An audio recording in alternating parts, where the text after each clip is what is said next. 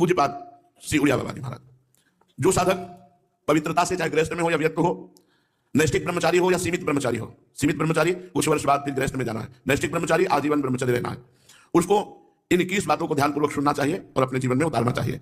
पहली बात ये समझ लो कि वीर, प्राण और मन तीनों का एक तारतम्य है। ये परस्पर इनका घनिष्ठ संबंध है। इनमें से एक भी बिगड़ा तो तीनों बिगड़ जाएंगे।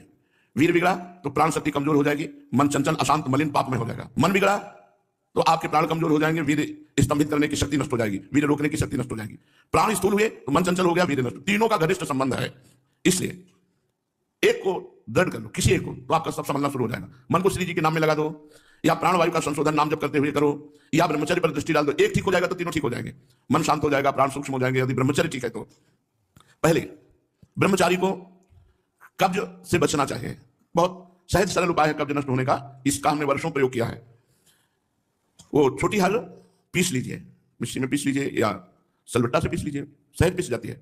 उसको एक डिब्बे में रख लीजिए और इसबगोल की भूसी, एक कटोरी में 2 चम्मच इसबगोल की भूसी डालिए और 1 चम्मच या 1.5 चम्मच छोटी हल डालिए। दोनों को मिला दीजिए और पाउडर ऐसे थोड़ा मुंह में डालिए और दूध से ऐसे ऐसे करके फिर लीजिए, फिर डाल लीजिए। 2 बार में, 3 बार में, 1 बार में, जितने में आप आ जाए। और 250 ग्राम दूध, ज्यादा दूध नहीं, 250-300 ग्राम दूध ले लीजिए और इसको 1 हफ्ता लेते रहिए। अपने आप आंतों को सही करके कब्जियत नहीं होने पाएगी। मन अवरुद्ध होना ही ब्रह्मचर्य के स्तंभित करने में बहुत परेशानी हो जाएगी, क्योंकि वो गर्म और बहुत विकारयुक्त होता है जो कब्ज है, कई रोग पैदा कर देती है। इसलिए ब्रह्मचारी को चाहिए कि प्रातःकाल उठकर कम से कम 500 ग्राम पानी हल्का सा गर्म करके वज्रासन में बैठ करके धीरे धीरे 5-10 मिनट में पीना चाहिए। फिर 200-400 कदम टहल करके फिर शौच जाना चाहिए। आप देखना, आप कब्जियत की शिकायत खत्म हो जाएगी अगर आप ऐसे करेंगे। दूसरा, मैदा और पकवान और चाय, ये कब्ज बनाने वाली चीजें ब्रह्मचारी को नहीं लेनी चाहिए। जब तक 50 की आयु ना हो जाए तो चाय पीना ही नहीं चाहिए। चाय की जरूरत ही नहीं है। 50 के बाद ठीक है, 50 वर्ष की आयु हो गई, अब उसके बाद थोड़ा शरीर गर्म करने के लिए लेने लगी, कोई बात नहीं। लेकिन जवान साधक को चाय आदि की जरूरत नहीं है बेमतलब में। कुछ साधक काफी, और ये सब चीजें उनकी हैं जो बहुत ऑफिस में काम कर रहे हैं, जग रहे हैं, थोड़ी चाय ले ली, फिर गर्म हो गए, फिर सेवा में लग गए। साधक को नहीं लेना चाहिए। ब्रह्मचारी को चाय, काफी, ये चीजें कोई भी व्यसन नहीं लेना चाहिए। तीसरा, अत्यंत आवश्यक हो तो किसी को छुओ नहीं, छुओ मत। रोगी को छूने के लिए कोई परहेज नहीं। मान लो कोई रोगी है, आप सेवा में लगे हो तो उस समय कोई परहेज नहीं, पूरे बिल्कुल प्यार से उसकी सेवा करो, कहीं कोई तुम्हारा नुकसान नहीं होगा, क्योंकि भगवत भाव से सेवा कर रहे हो। आपने किसी को छुआ तो परेशानी हो जाएगी। इसलिए बच के भगवत मार्ग में चलना है, बच के। अब वो कैसी पवित्रता से है, कैसे विचार वाला है, कैसे आचरण करता है, उसके सारे परमाणु शरीर में आप टच करेंगे, वो परमाणु आप में आ जाएंगे, बच के। चौथा, किसी से अश्लील बातें मत करो। ब्रह्मचर्य रहना है तो गंदी बातें, भोग संबंधी बातें, अश्लील बातें न करें। पांचवा, बाल काटना, काला लगाने लेना बालों में, मांग काट, ये सब बिल्कुल नहीं। कपड़े, इसी 5वें में, बाल, कपड़े, श्रृंगार, शौक, शौकीनी, ये सब ना करें, क्योंकि ऐसा करने से शरीर, मन, बुद्धि, ये तीनों रजोगुण से युक्त हो जाते हैं और साधक का पतन होने लगता है। एक साधक को दिखाओ स्वर्ण के आभूषण का, किस लिए भाई? बोले निषेध है क्या? बिल्कुल निषेध है। रज के पात्र में पाने का आदेश है, धातु के किसी भी तरह के व्यवहार को मना किया गया है। तो फिर तो महंगी वस्तुएं इनको धारण करने की जरूरत ही नहीं है। शरीर राग त्यागना ही तो वैराग्य है। क्या कपड़े बदल लेना केवल वैराग्य है? शरीर राग त्यागना, गर्मी सर्दी सहना, गाली अपमान सहना, दुख सहना, यही हमारा परम धर्म है। दुख सहना, तिरस्कार, अपमान, निंदा, ये जब हम सहते हैं तब हमारा परमार्थ पुष्ट होता है। छठवां, वही वस्तु पाओ जिसमें तुम्हें ज्यादा स्वाद न मिले और तुम्हारा स्वास्थ्य ठीक रहे। तुम्हारा शरीर बलयुक्त हो, सात्विक भोजन हो और स्वाद रहित भोजन हो। तो ऐसी चीज मत खाओ पियो जो तुम्हें बहुत पसंद है। सात्विक भोजन करो जो स्वाद रहित हो। सातवां, इत्र, फुलेल, सुगंधित द्रव्यों का लेपन बिल्कुल निषेध है ब्रह्मचारी के लिए।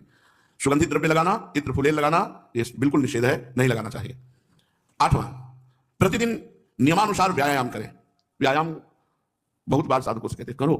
देखो, एक मोटरसाइकिल भी सुबह जब स्टार्ट की जाती है, बहुत जोर से स्टार्ट की जाती है, खड़े खड़े उसको बहुत, वो एकदम गर्म हो गई, चल दी, तो ऐसे बहुत जोर से आधा घंटा स्टार्ट हो, दंड बैठक मारी, पसीना पसीना हो गए, सर के बल खड़े हुए, और भी आसन, प्राणायाम, व्यायाम, अगर ये करोगे व्यायाम तो ब्रह्मचारी बहुत पुष्ट। जवान को जवान 100-500 दंड मारी, 100-500 बैठक मारी, तब समझ में आता है हाँ ब्रह्मचारी, समझ में आवे कि ब्रह्मचारी। व्यायाम करो, प्राणायाम करो, करो, मानो हमारी बात। हर साधक को, चाहे गृहस्थ साधक को, चाहे व्यक्ति, व्यायाम तो करना ही चाहिए।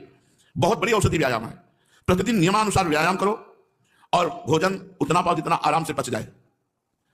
9वां, अच्छी तरह चबा चबा करके भोजन करो। कोई कोई तो ऐसे भोजन करते हैं, कवल गया वो अंदर गया। भगवान अंदर कोई मशीन कटिया काटने की थोड़ी लगी। आते हैं 32 दांत भगवान ने इसलिए दिया कि 32 बार एक कवल को चबाओ, एकदम महीन लुब्धि करके। 2 रोटी भी अगर ऐसे पाओगे तो बहुत बड़ा असर करेंगे, वो आपका पौष्टिकता बढ़ाएंगे। अरे जल्दी जल्दी जल्दी जल्दी। शास्त्र कहता है थोड़ा आहार करो, लेकिन खूब चबा चबा करके आहार करो। और दांत सफाई रखनी चाहिए। पाचन शक्ति पर बहुत प्रभाव पड़ता है जब आप चबा के नहीं पाते हैं। कुछ दिन बाद आपका लीवर गड़बड़ हो जाएगा। आप चबा चबा के पाइए, थोड़ा पाइए, अधिक समय लगाइए, 40 मिनट में पाइए, 1 घंटे में पाइए, लेकिन चबा चबा करके पाइए। अगर हमारा भोजन चबा के जाएगा तो बहुत जल्दी पच जाएगा और स्वास्थ्यवर्धक होगा, थोड़ा अन्न भी बहुत शक्ति प्रदान करेगा।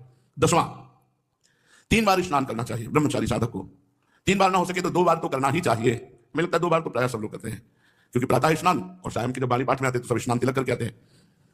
11वां, अपने विचारों को रात्रि के सोते समय जांच कीजिए कि कितने मिनट गंदे विचार आए, किसके संग से आए, क्यों आए, कैसे हटाना चाहिए। 12वां, जहां रह रहे हो ऐसे स्थान पे होना चाहिए जिससे आपको शुद्ध वायु मिलती रहे, एकदम लॉक आसपास से बंद, ऐसा होना चाहिए जिससे वायु क्रॉस होती हो। और वायु क्या है उसको कहते हैं अंग्रेजी में, हाँ जो है, हाँ वही लेसन वो हवा क्रॉस होती, वेंटिलेशन, हाँ हवा क्रॉस होती हो, ऐसा रखना चाहिए अपने कमरे का कि एक दरवाजा खोल दिया, खिड़की खोल दिया, थोड़ा वायु शुद्ध आती रहे। 13वां, प्याज लहसुन ये चीजें भोजन में नहीं होनी चाहिए। अब इसके आगे वाली तो क्या वर्णन करें, मांस मछली तो कभी नहीं खाना चाहिए, खाना ही नहीं चाहिए किसी को भी। प्याज लहसुन घोर तमोगुण पैदा करता है, इसे नहीं खाना चाहिए, इस संतों ने वर्जित किया है। इसमें कोई पाप नहीं है खाने में, पर ये तमोगुण है और भजन में बहुत विरोधी है, इसलिए इसे नहीं पाया जाता। जैसे कुछ संत सलगम नहीं पाते, गाजर नहीं पाते, बैंगन नहीं पाते, क्योंकि इनमें तमोगुण उत्पन्न होकर के भजन विरोधी वृत्ति आने की संभावना है। प्याज लहसुन तो खुला सब संतों ने निषेध किया है जो हमारे भागवतिक मार्ग में चलने वाले हैं। रात को रसेदार शाक या दही या छाछ नहीं खाना चाहिए रात के समय। ब्रह्मचर्य पालन करने वाले को इमली नहीं खानी चाहिए, किसी भी तरह की खटाई नहीं खानी चाहिए, अधिक तेल का प्रयोग नहीं होना चाहिए, लाल मिर्च नहीं होनी चाहिए, कोई भी गर्म मसाला नहीं होना चाहिए। अरे बहुत बड़ा व्रत है ब्रह्मचर्य। ये अत्यंत आवश्यक है कि रात्रि में यदि आप दूध लें तो ना ठंडा होना चाहिए ना गर्म होना चाहिए, बस ऐसे कोश आया होगा हल्का सा गर्म कर, और उसे पी के 30 मिनट टहलना चाहिए, तब शयन करना चाहिए। दूध पी के 30 मिनट टहलना चाहिए। 14वां, दोपहर के समय भोजन के बाद चाहे 15 मिनट ही विश्राम करना चाहिए। वैसे वर्णन है 16 दाई करवट, 32 श्वास सीधे और 64 बाई करवट, इतने 15 मिनट हो जाएंगे, या कम में भी हो सकता है। कम से कम भोजन के बाद 15 मिनट तो विश्राम करना ही चाहिए मध्याह्न में। यदि रात्रि में आप जगते हैं तो मध्याह्न में सो सकते हैं। सायंकाल के भोजन में बहुत सात्विकता होनी चाहिए, कोई भी गरिष्ठ पदार्थ नहीं होना चाहिए। सायंकाल तो बस मूंग की दाल और रोटी, 2 रोटी ले ली, मूंग की दाल ले ली, बस। अब शयन के समय 250 ग्राम आधा लीटर दूध हो गया, बहुत हो गया। अब देखो इतना सब खान पान है और ना तो शरीर में मांस है और ना चेहरे पे तेज है, तो खान पान का मतलब क्या, बहुत ज्यादा बोझा डाला जा रहा है। थोड़ा खाओ भी तेज जागृत होगा। 15वां, दिन में नहीं सोना चाहिए। अब ये अभ्यास किया है तो रात्रि में जगने पर भी दिन में नहीं आती ही नहीं है। जैसे लेटे भी लगता है, एक ऐसी सरसराहट सी शरीर में होती, उठ के बैठ गए, कभी टहल रहे, पूरी दोपहर ऐसे करती है। रात्रि में 8, 9, 11, 12 जगने के टाइम, ये 11, 12 के बीच में, 8, 9 के बीच में शयन करना। मध्याह्न में 1 मिनट भी नहीं रहे। अभ्यास योग युक्तेन चेतसा नान्य कामना, अभ्यास किया जाए तो हम हर विषय पर विजय प्राप्त कर सकते हैं।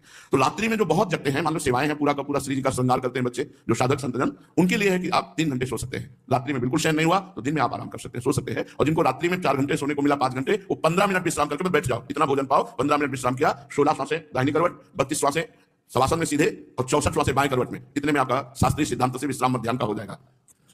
16वां, भोजन के पहले लघुशंका कीजिए, अच्छे से हाथ धोइए, पैर धोइए, हाथ धोइए, कुल्ला कीजिए, तब भोजन पाने जाइए। भोजन के तुरंत बाद लघुशंका कीजिए, इससे आपके शरीर में कभी गर्मी नहीं चढ़ेगी, पित्त नहीं बढ़ेगा, कब्ज नहीं बनेगी। और शयन करने के पहले लघुशंका करके फिर आप जाइए, जनेंद्रिय को शीतल जल से प्रक्षालित कीजिए। 17वां, 64 श्वासें बाएं करवट के बाद अगर आपको रात्रि में सोना है तो फिर दाईं करवट में तुरंत हो जाइए। बायां स्वर शीतल नाड़ी चलेगी, चंद्र नाड़ी, इससे आपको स्वप्न दोष नहीं होगा। आप देख लीजिए ऐसा करके। 16 श्वासें दाईं करवट, 32 शवासन, 64 बाईं, और सोना है आपको तो तुरंत फिर दाईं करवट हो जाइए और दाईं करवट सोने का अभ्यास कीजिए।